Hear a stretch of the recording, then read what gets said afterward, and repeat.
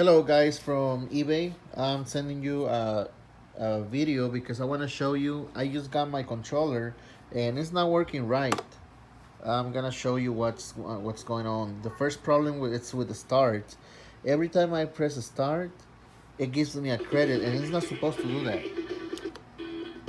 Every time I press start, you see? I'm pressing start only and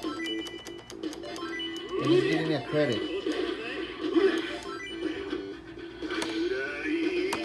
And every time I press this coin, it takes too long to activate. It lags too much. Look.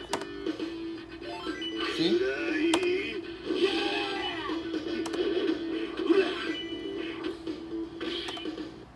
And this is what's going on. If I press start, it's supposed to give me random. It stops. See?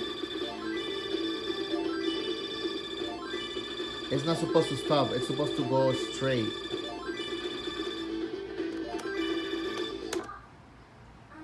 And to exit, I have to press this button on the side, and it says that I have to hold start and coin at the same time, but it's not doing anything. I'm pressing it, and nothing's going on.